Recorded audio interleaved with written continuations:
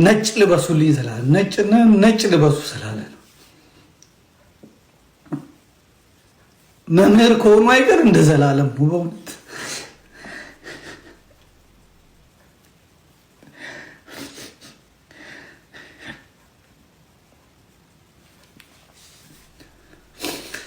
ብዙ ጊዜ እኔ አባቴ ሞቶም አላለቅስም፣ ሰዎች ሞተውም እምባ የለኝም። ግን ያንዳንዱ ሞት ያስቀናል።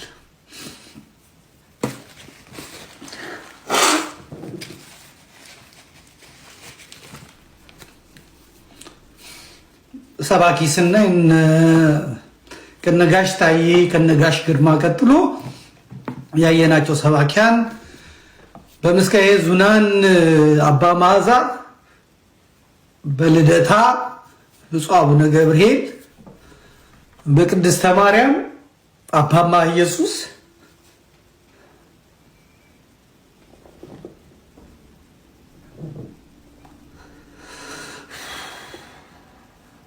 በቀጨኔ መድኃኔዓለም እነ ባታይ ገብረ መስቀልም ከመጡ በኋላ በራሳቸው እውቀት በራሳቸው እንትን ደክመዋል። ከዛ የወጣቶች የልጆች አገልግሎት ሲመጣ ግን መምህር ዘላለም ወንድሙ ሳይደክም ሳይፈራ ሳይሰለች ሳይንቅ ወንድሞችን በማቀራረብ በመቅረብ አዳሩ ሙሉም ቤተክርስቲያን አውደ ምሕረት ላይ አድርጎ በእውነት አስተምሯል፣ አገልግሏል። ያለፉትን 30 ዓመታት ከአውደ ምሕረት ላይ ማናጠው ዑራኤል ሲሆን ዑራኤል፣ ገብርኤል ሲሆን ገብርኤል፣ ግሸን ሲሆን ግሸን፣ ኢየሩሳሌም ሲሆን ኢየሩሳሌም፣ ዮሐንስ ግቢ ዮሐንስ ማርያም እስከ ሌሊቱ 5 ሰዓት 4 ሰዓት ድረስ ጠርቶ ያናግረኝ ነበር። ዘበኞቹ ፈቅደውልን ከዛ ወደ ቤት ያደርሰኝ ነበር እና ራእዩ እኔ ላይ ያይ የነበረውን ነገር የሚነግረኝ የሚገርም እይታ ነበር የነበረው። በጣም የሚገርም የጸሎት ሰው፣ መንፈሳዊ ሰው፣ ወንድሞችን የሚወድ ዘማሪያንን ሰባኪያንን አንድ ለማድረግ በብርቱ የጣራ አሁንም ደግሞ በስሩ ብዙ የሚረዳቸው ልጆች ያሉ ቤት የዋሉትን ቤት የቀሩትን እነ ብፁዕ አቡነ ዮናስን አይነት እየሄደ የሚፈልጉትን ነገር የሚሰጣቸው ቤት የዋሉትን ቤተ ክህነቱ የረሳቸውን ሰዎች ራሱ የሚያስታውስ ምርጥ ወንድም ነው። አገልግሎቱ የሚያስቀና እና ዘመዴ ብዙ ከመጮሄ የተነሳ ደረቴን ያመኛል ይል ነበር። አሁን ደረቴን እያመመኝ ነው። ደግሞ ካልጮህ አይሆንም። ዘላለም መጮህ ያወጣል ድምፅና ይህንን ፖል መረዋ መምህር ጳውሎስ መልካ ስላሴም ነግሮኛል። ስብከት ቀላል አይደለም እና በጣም ብዙ ኢነርጂ ይፈልጋል፣ ብጡ ድምፅ ያስወጣልና ቀን በቀን አመት ከአመት ወር ከወር እየጮኸ የእግዚአብሔርን መንግስት አገልግሏል። ብዙዎቹን ለንስሐ ለስጋው ደግሞ አብቅቷል። ታማኝ የሆነ ደግሞ ሩጫዬን ፈጽሜያለሁ፣ ጨርሻለሁ፣ አገልግሎቴን ፈጽሜያለሁ፣ ከዚህ በኋላ የጽድቅ አክሊል ነው የሚጠብቀኝ ብሎ እንኳን ቢናገር የሚያምርበት የታመነ ከላይ በጳጳሳቱ የሚወደድ በካህናቱ የሚወደድ በደብር አለቆች የሚወደድ በሰንበት ተማሪዎች የሚወደድ በሰባኪያን የሚወደድ በማህበረ ቅዱሳን የሚወደድ በኮሌጅ ልጆች በቴዎሎጂ ልጆች የሚወደድ በኢትዮጵያ ቤተክርስቲያን የትልቁ ችግር የሆነ አካል ይጠላሃል፣ የሆነ አካል ለራሱ ነገር ይፈልጋል። ነገር ግን በመምህር ዘላለም ጉዳይ ሁሉም የተስማሙበት ሁሉም የተስማሙለት ሰው ነው። ወንጌልን ስራው አድርጎ የያዘ ትዳር በዚህ ምክንያት ያልያዘ እና ራሱን ጃንደረባ አድርጎ ለክርስቶስ መንግስት የኖረ በጣም የደነገጥኩት እና ደግሞ እኔ ተስፋዬ ይዶ ዘማሪው ሲሞት፣ ዲያቆን ተስፉ ግርማ መምህር ሲሞት የደነገጥኩትን ያህል የመምህር ዘላለምን ስሰማ የበለጠ ነው የደነገጥኩት የተሸበርኩት ማለት ነው። እና የዘመንን ሰው የአንድ አካባቢ የአንድ ጊዜን ሰው እንደማጣት የሚያስደነግጥ ነገር የለም። ከቴዎሎጂ እነ ዶክተር መምህር አብነት ድንገት ተጠርተው ሄደዋል። አሁን እነ ወንድማችን ለዚህ ጊዜ ነው እንግዲህ እኛ ምድሪቷ አልበቃን ያለችው በተንኮል በመገፋፋት ቤተክርስቲያንን በማቆርቆዝ በማድከም ለጠላት አሳልፎ በመስጠት ፍዳችንን የምንበላው ለዚህ ጊዜ ነው። መምህር ዘላለም ስትሮክ ከዚህ በፊት አሞት ነበር፣ ድኗል። አሁንም አሜሪካን ሀገር ለአገልግሎት ተጠርቶ ነው ሄደው። እዛ ከደረሰ በኋላ ትንሽ አመመኝ አለ። ወደ ክሊኒኩ ወደ ሆስፒታሉ በእግሩ ነው ሄደው። እዛ ከደረሰ በኋላ ደሙ ነው ፕሬሸሩ ከፍ አለ አሉ። ከዛ ወደ እንትኑ ሳይገባ ነው እጃቸው ላይ ያረፈው።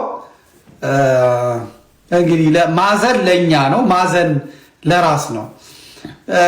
በመላው ኢትዮጵያ ዛሬ ከቅዳሴ በኋላ ተነግሯል። ይሄም መታደል ነው፣ መታደል ነው። ዲያቆን መኮንን ባረፈ ጊዜ መኮየኛ ጓደኛ ባረፈ ጊዜ አሜሪካ ያለው ሕዝብ እንዴት ነው የሸኘው? እሱ ብቻ አይደለም፣ ታቦት ወጥቶ ነው የተቀበረው።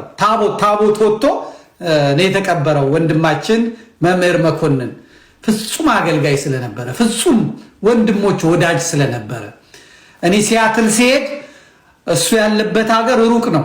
ነገር ግን መኪና ነድቶ መጥቶ ሁሉን ትቶ ከኔ ጋር ነው ሲያትል በቆየውበት ጊዜ አንድ ላይ ነው የቆየ ነው እና ያ ወንድም ታሞ ተሰቃይቶ አርፏል። ቤተክርስቲያንም ደግሞ በሚገባ ክብር ተቀብሏለች። ዛሬም መምህር ዘላለም ወንድሙን ቤተክርስቲያን ከዚህ በላይ አድርጋ ሙሽራ አድርጋ ለሌሎቹም ሰባኪያን ለሌሎቹም አገልጋይ ተስፋ አለን እንዲሉ ቤተክርስቲያን እንዲህ ነው የምትቀበለን እንዲሉ ከፍ ባለ ክብር ይችን ምድር ሲሰናበት ቢሸኙት በጣም ደስ ይለኛል። ይደረጋልም ብዬ አምናለሁ፣ ተስፋ አደርጋለሁ። የእንትኑ ወጥቷል፣ የሽኝቱ እንትን ወጥቷል። እሱን አነብላችኋለሁ። ቀረብ አድርግልኝ። በርዕሰ አድባራት ደብረ ሰላም ቅድስት ማርያም የኢትዮጵያ ኦርቶዶክስ ተዋሕዶ ቤተክርስቲያን ያገለገለህን ሰው ሞት ቸል አትበል፣ ምርር ብለህ አልቅስለት፣ አጽንተህም እዘንለት፣ እንደ አገሩ ልማድ አልቅስለት።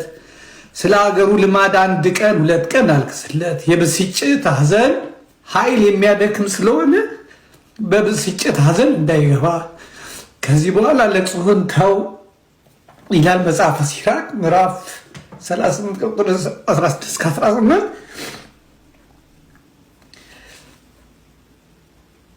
የመምህር ዘላለም ወንድሙ ወልደ ሰማዕት ክቡር አስከሬን ሽኝት በተመለከተ የተዘጋጀ መርሃ ግብር ነው። እሁድ የካቲት 29 2018 ዓ.ም ማርች 8 ማለት ነው በዋሽንግተን ዲሲ እና አካባቢው ሀገረ ስብከት ባሉ አብያተ ክርስቲያናት ጸሎተ ፍትሐት ይደርሳል። እሁድ ከቅዳሴ በኋላ ርዕሰ አድባራት ደብረ ሰላም ቅድስት ማርያም ቤተክርስቲያን ቅጽር ግቢ በላይኛው መኪና ማቆሚያ የአካባቢው አድባራትና ገዳማት አገልጋዮች እና ህዝበ ክርስቲያኑ ተሰብስበው ሀዘናቸውን ይወጣሉ።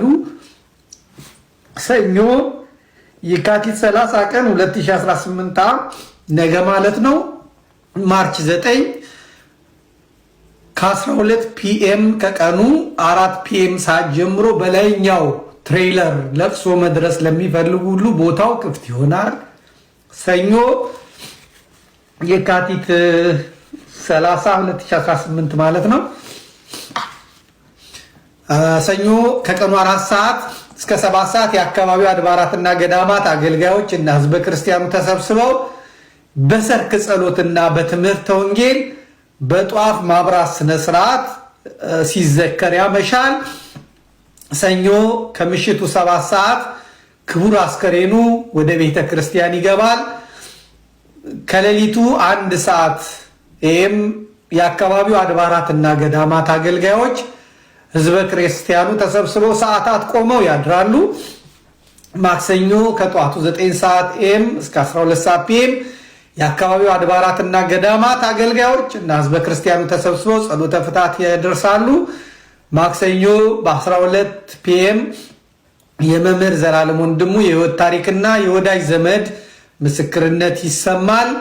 ማክሰኞ በተጋባዥ እንግዳ ትምህርተ ወንጌል ይሰጣል። ማክሰኞ በሀገረ ስብከቱ ሊቀ ጳጳስ በብፁዕ አቡነ ፋኑኤል ቃለ ምዕዳንና ቡራኬ ተሰጥቶ ክቡር አስከሬኑ ወደ ትውልድ ሀገሩ ኢትዮጵያ ሽኝት ከተደረገ በኋላ ለመታሰቢያ የተዘጋጀው ጸበል ጸዲቅ ተቀምሶ የመርሃ ግብሩ ፍጻሜ ይሆናል። የመምህራችን የወልደ ሰማያትን ነፍስ ከቅዱሳኑ ይደምርልን። ማሳሰቢያ፣ ካህናትና አገልጋዮች እንዲሁም ምዕመናን በሙሉ ነጭ ለብሳችሁ እንድትገኙ በአክብሮት እንጠይቃለን። ነጭ ለብሳችሁ ኢትዮጵያም ነጭ ለብሳችሁ ተቀበሉት። ነጭ ለብሳችሁ ቅበሩት። የክርስቶስ ሙሽራ ነው፣ አገልጋይ ነው፣ ነፍሱን ለወንጌል የሰጠ ነው።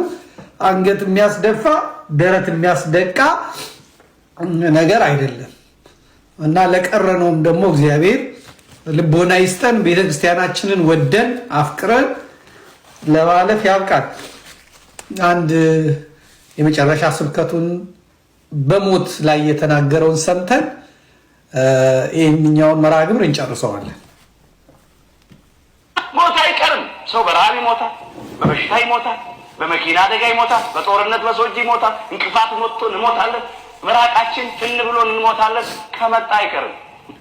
ግን ሃይማኖትን አጽንቶ ምግባርን አቅንቶ ለንስሐ የሚገባ ፍሬ አፍርቶ የአምላክን ቅዱስ ሥጋና ክቡር ደም ተቀብሎ ተዘጋጅቶ መሞት ደግሞ መታደል ነው።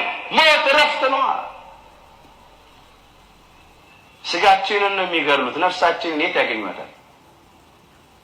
ሥጋችሁን የሚገድሉትን አትፍሩ ይላል። ነፍሳችሁን መግደል አይቻላቸውም እና ይላል ቃሉ የማቴዎስ ወንጌል ምዕራፍ 10 ቁጥር 28 ላይ። ስለዚህ ሥጋችንን የሚገድሉትን አትፍሩ፣ ይልቅ አምነን እንሞት። እግዚአብሔር ለሁላችንም ጽናቱን ይስጠን። የወንድማችንን ነፍሱን ይማርልን። እንግዲህ የምንወዳቸው ብፁዕ አባታችን ከኢየሩሳሌም እንግዲህ አርፈዋል። እሱም እዛው ነበረ። በ40ኛው ቀን ነው እሱም እንግዲህ ያረፈው። እንደምታያቸው ሁለቱም ደግሞ ወደ ቀራንዮ መስቀል ተሸክመው ነበር የሄዱት። ይሄ የመጨረሻቸው ሆኗል ማለት ነው። መስቀሉን ተሸክመው አባትና ልጅ ተጠራርተው ሄደዋል። ብፁዕ አቡነ ዕንባቆም ይቆጨኛል እንደው የሚያሳክመኝ ባጣ ለዘመዴ ነግረዋለሁ እንዳሉ ነው ቀሲስ ሱራፌል የነገረኝ እና አባቴ ናቸው። ኢየሩሳሌም ሲሄድ ያስተናገዱኝ ቤተልሔም ቅዱስ ገብርኤል ይሄን ጊዜ እኔ እንደ ሕዝብ እንደ ጎብኝን የመጣሁት ነገር ግን በፍጹም ብለው አውደ ምሕረት ላይ ወጥተህ ቃሉን ተናገር ያሉኝ አባቴ፣ የሚያውቁኝ የሚወዱኝ አባቴ ናቸው። ሰዎች እንኳን እዛ ሄደው እንደው ዘመድኩን ነው በሉ ብያቸው የኔን ወዳጆች በጣም የሚያስተናግዱልኝ አባት ነበሩ። እንግዲህ የብፁዕ አባታችን በረከታቸው ይደርብን። ወንድማችንም ደግሞ በአብርሃም በያዕቆብ በይስሐቅ እቅፍ ያኑርልን። ማዘን ለራስ ነው፣ ማዘን ለራሳችን ነው።